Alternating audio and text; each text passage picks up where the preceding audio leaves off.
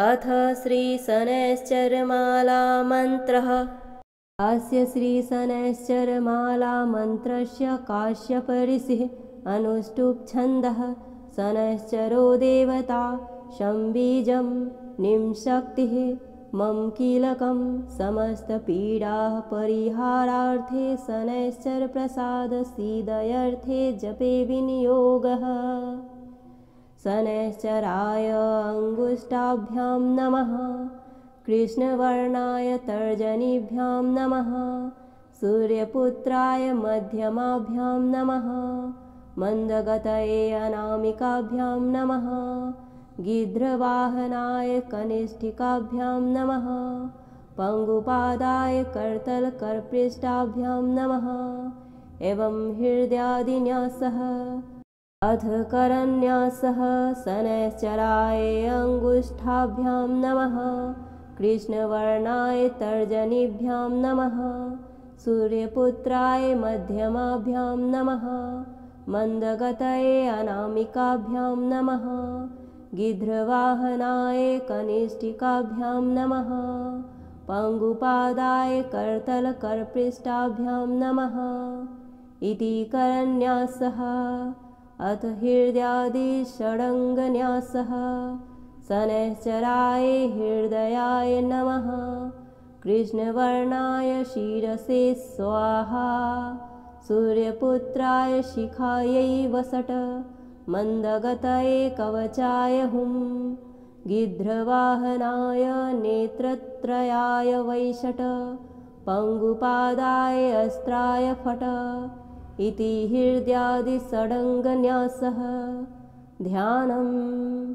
दोभिर्धनुद्विशिखचर्मधरं त्रिशूलं भास्वत्किरीटमुकुटोज्ज्वलितेन्द्रनीलं नीलातपत्रकुसुमादिसुगन्धभूषं देवं भजे रविसुतं प्रणतोऽस्मि नित्यम्। ॐ नमो भगवते शनैश्चराय मन्दगतये सूर्यपुत्राय महाकालाग्निसदृशाय क्रूरदेहाय गिध्रासनाय नीलरूपाय चतुर्भुजाय त्रिनेत्राय नीलाम्बरधराय नीलमालाविभूषिताय धनुराकारमण्डले प्रतिष्ठिताय काश्यपगोत्रात्मजाय माणिक्यमुक्ताभरणाय छायापुत्राय सकलमहारौद्राय सकलजगत्भयङ्कराय पङ्कुपादाय क्रूररूपाय देवासुरभयङ्कराय सौरये कृष्णवर्णाय स्थूलरोमाय अधोमुखाय नीलभद्रासनाय नीलवर्णरथारूढाय त्रिशूलधराय सर्वजनभयङ्कराय मन्दाय दंशं नं मं हुं रक्ष रक्ष मम शत्रुनाशय सर्वपीडानाशय नाशय विषंस्थ शनैश्चरान् सुप्रीणय सुप्रीणय सर्वज्वरान् शमय शमय समस्तव्याधिनामोचय मोचय विमोचय मां रक्ष रक्ष समस्तदुष्टग्रहान् भक्षय भक्षय भ्रामय भ्रामय त्रासय त्रासय बन्धय बन्धय उन्मादय उन्मादय दीपय दीपय तापय तापय सर्वविघ्नान् छिन्धि छिन्धि डाकिनी शाकिनी भूतवेताल यक्ष रक्षो गन्धर्वग्रहान् ग्रासय ग्रासय भक्षय भक्षय दह दह पच पच हन हन विदारय विदारय शत्रुन् नाशय नाशय सर्वपीडानाशय नाशय विषंस्थ शनैश्चरान् सुप्रीणय सुप्रीणय सर्वज्वरान् शमय शमय समस्तव्याधीन् विमोचय विमोचय ॐ शं नं मं ह्रां फं हुं शनैश्चराय नीलाभवर्णाय नीलमेखलय सौरये नमः। अस्य श्रीशनैश्चरमालामन्त्रस्य काश्यपऋषिः अनुष्टुप् छन्दः शनैश्चरो देवता शम्बीजं निंशक्तिः मम कीलकं समस्तपीडाः परिहारार्थे शनैश्चरप्रसादसिद्धयर्थे जपे विनियोगः। शनैश्चराय अङ्गुष्ठाभ्यां नमः। कृष्णवर्णाय तर्जनीभ्यां नमः। सूर्यपुत्राय मध्यमाभ्यां नमः। मन्दगतये अनामिकाभ्यां नमः। गिध्रवाहनाय कनिष्ठिकाभ्यां नमः। पङ्गुपादाय करतलकरपृष्ठाभ्यां नमः। एवं हृदयादिन्यासः। अथ करन्यासः। शनैश्चराय अङ्गुष्ठाभ्यां नमः। कृष्णवर्णाय तर्जनीभ्यां नमः। सूर्यपुत्राय मध्यमाभ्यां नमः। मन्दगतये अनामिकाभ्यां नमः। गिध्रवाहनाय कनिष्ठिकाभ्यां नमः। पङ्गुपादाय करतलकरपृष्ठाभ्यां नमः। इति करन्यासः। अथ हृदयादिषडङ्गन्यासः। शनैश्चराय हृदयाय नमः। कृष्णवर्णाय शिरसे स्वाहा।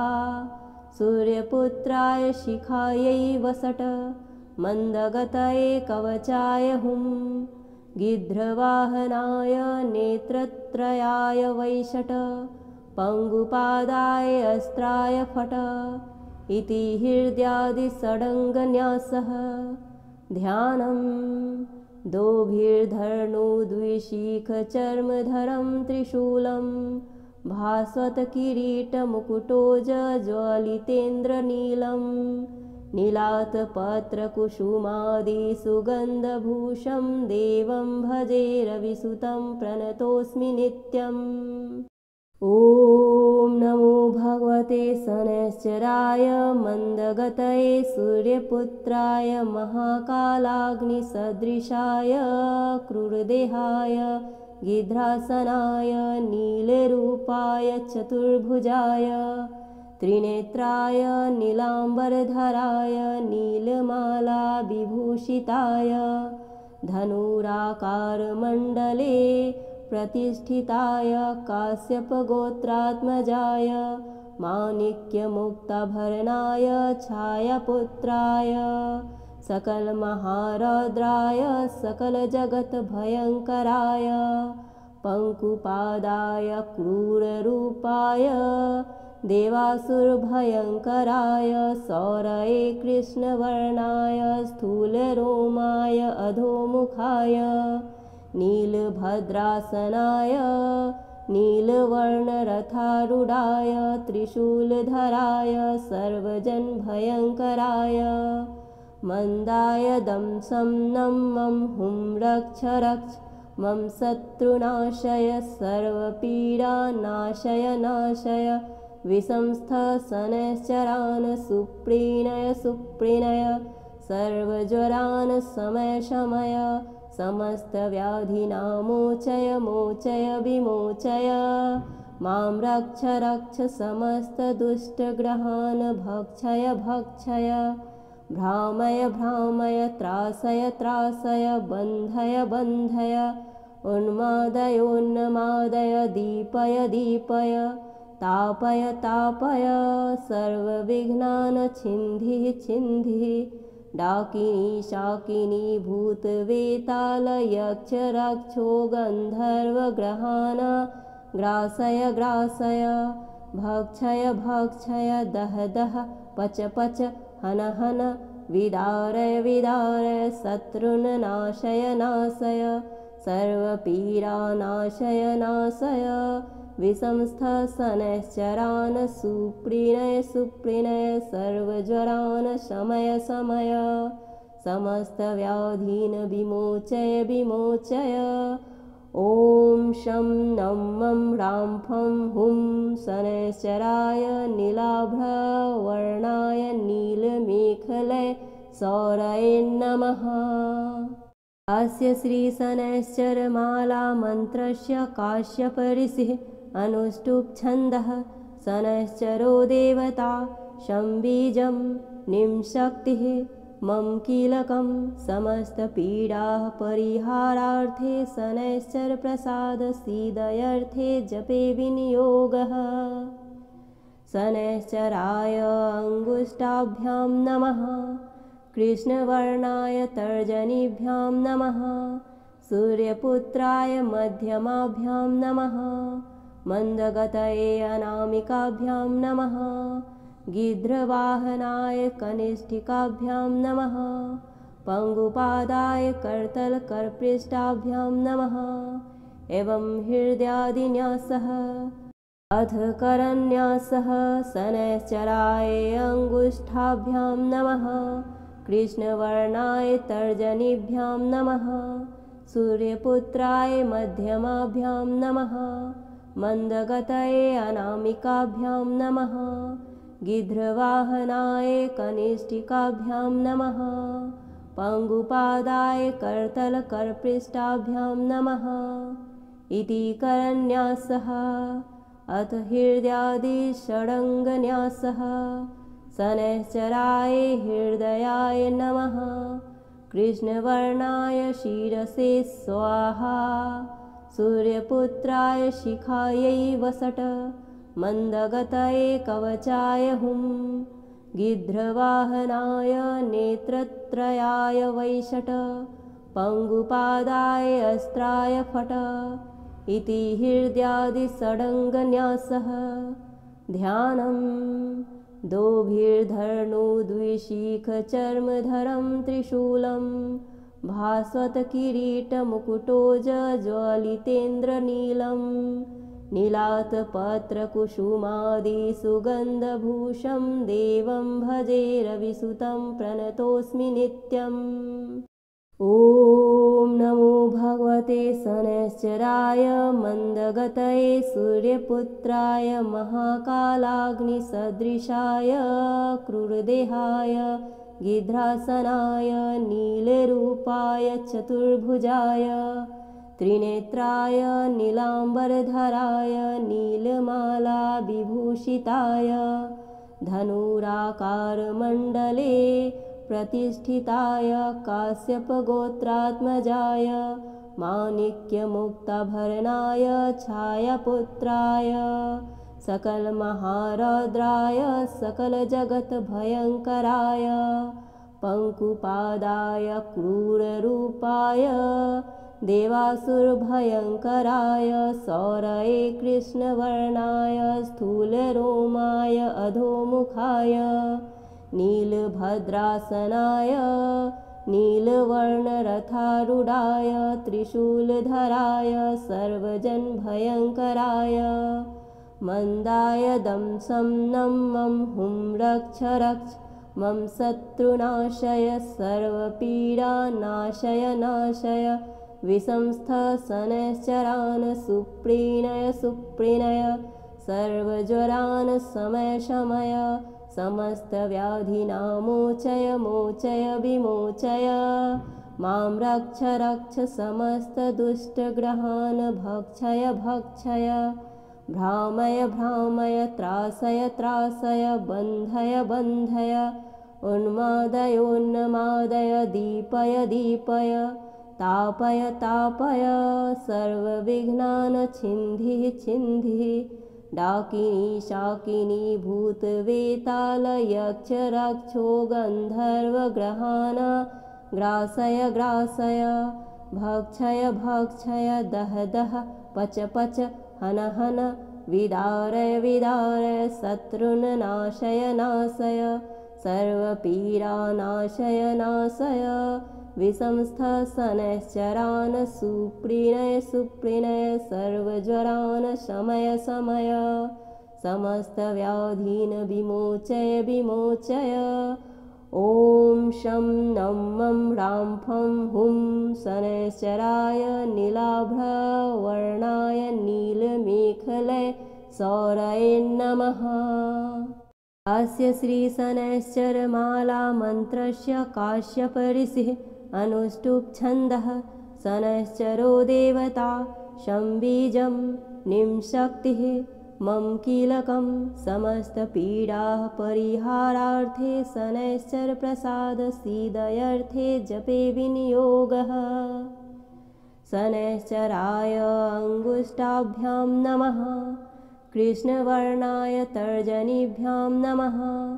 सूर्यपुत्राय मध्यमाभ्यां नमः। मन्दगतये अनामिकाभ्यां नमः। गिध्रवाहनाय कनिष्ठिकाभ्यां नमः। पङ्गुपादाय करतलकरपृष्ठाभ्यां नमः। एवं हृदयादिन्यासः। अथ करन्यासः। शनैश्चराय अङ्गुष्ठाभ्यां नमः। कृष्णवर्णाय तर्जनीभ्यां नमः। सूर्यपुत्राय मध्यमाभ्यां नमः। मन्दगतये अनामिकाभ्यां नमः। गिध्रवाहनाय कनिष्ठिकाभ्यां नमः। पङ्गुपादाय करतलकरपृष्ठाभ्यां नमः। इति करन्यासः। अथ हृदयादिषडङ्गन्यासः। शनैश्चराय हृदयाय नमः। कृष्णवर्णाय शिरसे स्वाहा। सूर्यपुत्राय शिखायै वसट। मन्दगतये कवचाय हुं। गिध्रवाहनाय नेत्रत्रयाय वैषट। पङ्गुपादाय अस्त्राय फट। इति हृदयादिषडङ्गन्यासः।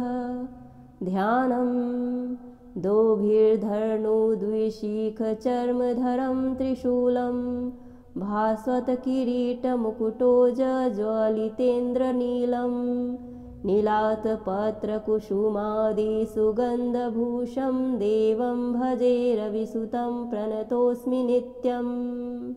ॐ नमो भगवते शनैश्चराय मन्दगतये सूर्यपुत्राय महाकालाग्निसदृशाय क्रूरदेहाय गिध्रासनाय नीलरूपाय चतुर्भुजाय त्रिनेत्राय नीलाम्बरधराय नीलमालाविभूषिताय धनुराकारमण्डले प्रतिष्ठिताय काश्यपगोत्रात्मजाय माणिक्यमुक्ताभरणाय छायापुत्राय सकलमहारौद्राय सकलजगत्भयङ्कराय पङ्कुपादाय क्रूररूपाय देवासुरभयङ्कराय सौरये कृष्णवर्णाय स्थूलरोमाय अधोमुखाय नीलभद्रासनाय नीलवर्णरथारूढाय त्रिशूलधराय सर्वजनभयङ्कराय मन्दाय दंशं नं मं हुं रक्ष रक्ष मम शत्रुनाशय सर्वपीडानाशय नाशय विषंस्थ शनैश्चरान् सुप्रीणय सुप्रीणय सर्वज्वरान् शमय शमय समस्तव्याधिनामोचय मोचय विमोचय मां रक्ष रक्ष समस्तदुष्टग्रहान् भक्षय भक्षय भ्रामय भ्रामय त्रासय त्रासय बन्धय बन्धय उन्मादय उन्मादय दीपय दीपय तापय तापय सर्वविघ्नान् छिन्धि छिन्धि डाकिनी शाकिनी भूतवेताल यक्ष रक्षो गन्धर्वग्रहान् ग्रासय ग्रासय भक्षय भक्षय दह दह पच पच हन हन विदारय विदारय शत्रुन् नाशय नाशय सर्वपीडानाशय नाशय विषंस्थ शनैश्चरान् सुप्रीणय सुप्रीणय सर्वज्वरान् शमय शमय समस्तव्याधीन् विमोचय विमोचय ॐ शं नं मं ह्रां फं हुं शनैश्चराय नीलाभवर्णाय नीलमेखलय सौरये नमः। अस्य श्रीशनैश्चरमालामन्त्रस्य काश्यपऋषिः अनुष्टुप्छन्दः शनैश्चरो देवता शं बीजं निं शक्तिः मम कीलकं समस्तपीडाः परिहारार्थे शनैश्चरप्रसादसिद्धयर्थे जपे विनियोगः। शनैश्चराय अङ्गुष्ठाभ्यां नमः। कृष्णवर्णाय तर्जनीभ्यां नमः। सूर्यपुत्राय मध्यमाभ्यां नमः। मन्दगतये अनामिकाभ्यां नमः। गिध्रवाहनाय कनिष्ठिकाभ्यां नमः। पङ्गुपादाय करतलकरपृष्ठाभ्यां नमः। एवं हृदयादिन्यासः। अथ करन्यासः। शनैश्चराय अङ्गुष्ठाभ्यां नमः। कृष्णवर्णाय तर्जनीभ्यां नमः। सूर्यपुत्राय मध्यमाभ्यां नमः। मन्दगतये अनामिकाभ्यां नमः। गिध्रवाहनाय कनिष्ठिकाभ्यां नमः। पङ्गुपादाय करतलकरपृष्ठाभ्यां नमः। इति करन्यासः। अथ हृदयादिषडङ्गन्यासः। शनैश्चराय हृदयाय नमः। कृष्णवर्णाय शिरसे स्वाहा। सूर्यपुत्राय शिखायै वसट। मन्दगतये कवचाय हुं। गिध्रवाहनाय नेत्रत्रयाय वैषट। पङ्गुपादाय अस्त्राय फट। इति हृदयादिषडङ्गन्यासः। ध्यानम्। दोभिर्धनुद्विशिखचर्मधरं त्रिशूलं। भास्वत्किरीटमुकुटोज्ज्वलितेन्द्रनीलं। नीलातपत्रकुसुमादिसुगन्धभूषं देवं भजे रविसुतं प्रणतोऽस्मि नित्यम्। ॐ नमो भगवते शनैश्चराय मन्दगतये सूर्यपुत्राय महाकालाग्निसदृशाय क्रूरदेहाय गिध्रासनाय नीलरूपाय चतुर्भुजाय त्रिनेत्राय नीलाम्बरधराय नीलमालाविभूषिताय धनुराकारमण्डले प्रतिष्ठिताय काश्यपगोत्रात्मजाय माणिक्यमुक्ताभरणाय छायापुत्राय सकलमहारौद्राय सकलजगत्भयङ्कराय पङ्कुपादाय क्रूररूपाय देवासुरभयङ्कराय सौरये कृष्णवर्णाय स्थूलरोमाय अधोमुखाय नीलभद्रासनाय नीलवर्णरथारूढाय त्रिशूलधराय सर्वजनभयङ्कराय मन्दाय दंशं नं मं हुं रक्ष रक्ष मम शत्रुनाशय सर्वपीडानाशय नाशय विषंस्थ शनैश्चरान् सुप्रीणय सुप्रीणय सर्वज्वरान् शमय शमय समस्तव्याधिनामोचय मोचय विमोचय मां रक्ष रक्ष समस्तदुष्टग्रहान् भक्षय भक्षय भ्रामय भ्रामय त्रासय त्रासय बन्धय बन्धय उन्मादय उन्मादय दीपय दीपय तापय तापय सर्वविघ्नान् छिन्धि छिन्धि डाकिनी शाकिनी भूतवेताल यक्ष रक्षो गन्धर्वग्रहान्